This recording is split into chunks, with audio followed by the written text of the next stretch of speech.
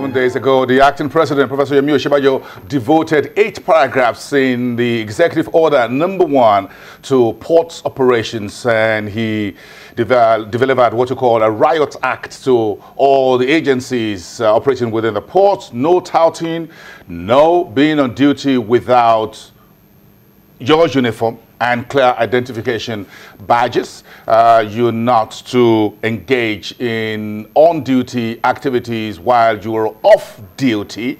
And he goes on to list a number of other expectations. The Apapa port is expected to begin 24-hour operations in 30 days. Now, there's been mixed reactions from Nigerians since this was announced on May the 18th. Some says, well, it's not the first time we've heard all these executive orders before, so what is going to be different this time around? And that's the key question for Dr. Vincent Nwani, who is the Director of Research and Advocacy at the Lagos Chamber of Commerce and Industry, who put this report together sometime last year, and that formed part of what we're discussing today, Democracy Day in the state of the economy under the Buhari's administration.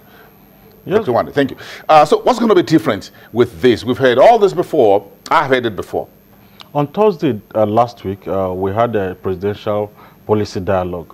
You know, it's an annual event where the private sector and business leaders meet with the presidency and the economic team on what they've been doing, what is their plan, and how do we key in or work together. And it's reassuring for the vice president through his representative, the Minister of Trade and Investment, Dr. K. Nelama, to let us know that apart from just the presidential order that have been released, which we've been seeing, you know, you say what is going to be the difference. And he said that the difference this time is that they will monitor it to the fullest. They'll keep on tracking what is going on, and they have this reward and punishment strategy or framework. And he said that they've invited Georgia, that Georgia have done all of this. In fact, the reform code was coded through one of the people. He said, I'm just quoting him.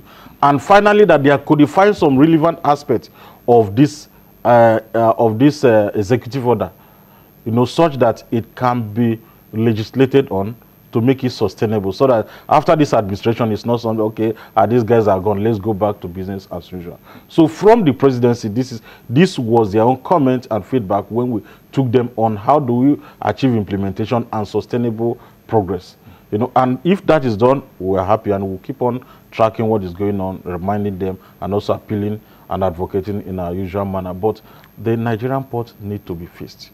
It needs to be fixed, because we've been talking about foreign exchange being scarce, non-oil, you know, depending on one product. The only way to diversify, or one of the ways to diversify, is to make sure that the port environment is easy to do business, such that Nigerians that want to export, whether it is processed products or agricultural products, have the right port to export their products. And in that executive order, he said, I forgot the timeline given, for a designated port to be for agricultural products. Export terminal.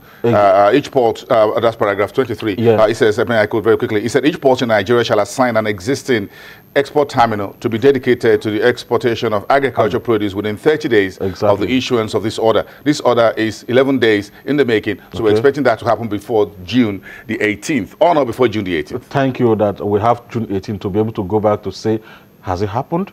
Last year, 50% of cashew nuts sourced by exporters got damaged or spoiled in the ports, because we don't have the right environment to keep it waiting for shipping.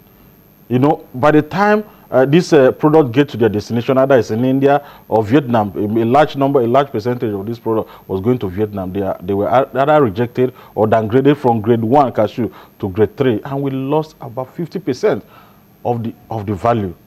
We're now talking about even processing, so we need to do something about the right warehouse for agricultural products.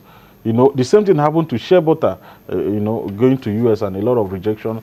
And before you know what is happening, it will lead to other ban or suspension of certain products. We need to look at that. We need to look at issue concerning the bureaucracy and also the relationship between users and operators. You get to some terminals, so you ask terminal operators, who is the regulator? Who is your regulator? The terminal operators are private, are concessionaires.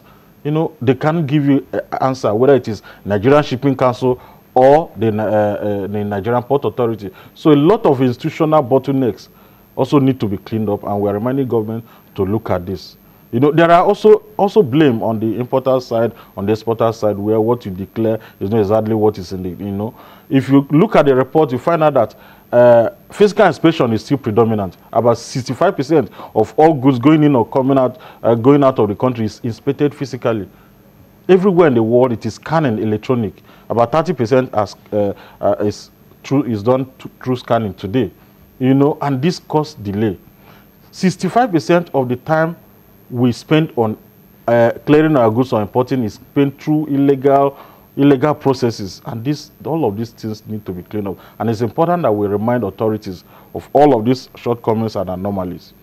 We've also seen situations where you import, and what you have in your invoice or your Form M is X amount of dollar, and it is now the duty of custom to tell you, no, it has to be X plus something, because you know, the invoice value need to be respected.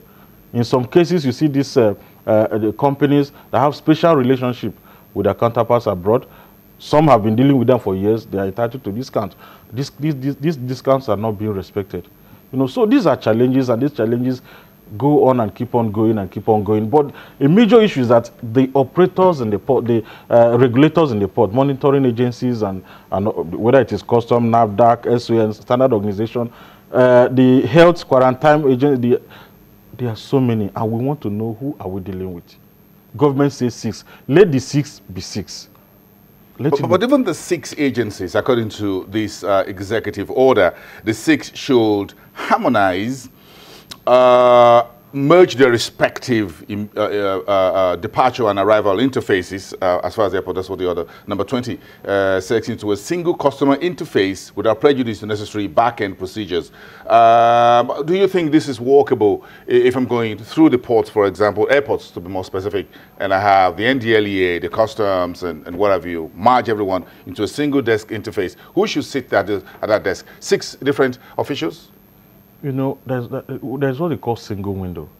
You know, how does single window work? How should it work? You know, single window is an electronic platform where a particular information is keyed in, and everybody, and that's why they say without prejudice to the back end operations, procedures. You know, everybody look at it, you know, wherever you are, and you say, okay, you make use of your information, what you want to use it for. And even the person traveling or the person exporting or importing is also able to know exactly what is entitled to, what time, you know. So it's single window. It has operated everywhere in the world. In practical terms, and I'm going to cut in there respectfully again, in practical terms, today, if I go through the Murtala Mohammed International Airports, at the point I did my final security check, and I'm just about boarding, a few folks just around the table of this size and just whistle to me and say, hey, we'll come over here. The first is the NDLA, the second is the custom. The third is immigration. The third is immigration, and just about 6 folks over there. And is that what we call a single window? I don't get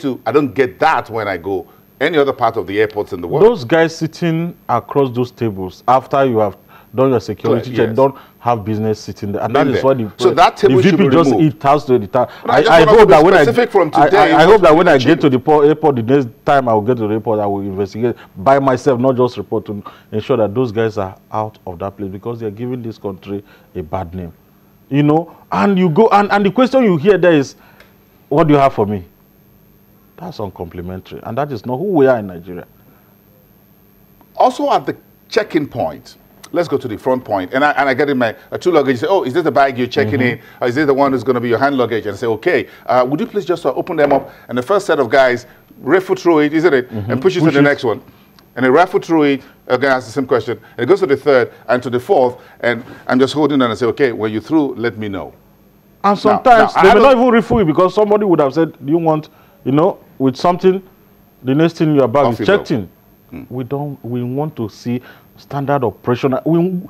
Somebody going to the airport should be able to know how, if you don't have any incriminating issue or whatever, that 10 minutes you've checked in and nothing is leaving your pocket, whether it is in hard currency or local currency. Or soft currency.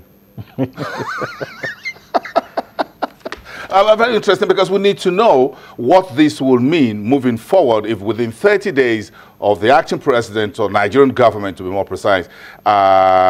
So the Lagos Chamber of Commerce, you folks says you issued a statement saying you're going to monitor this and put a mechanism to be sure that this works. So we're looking at you as the quote and unquote, the unofficial police, to make this work on port operations? How would you achieve it? What do you intend to do? What we do is we've been around for some time. We have a clear buy-in from even the authority and operators. So we call them or they call us reporting. But every month we have what we call the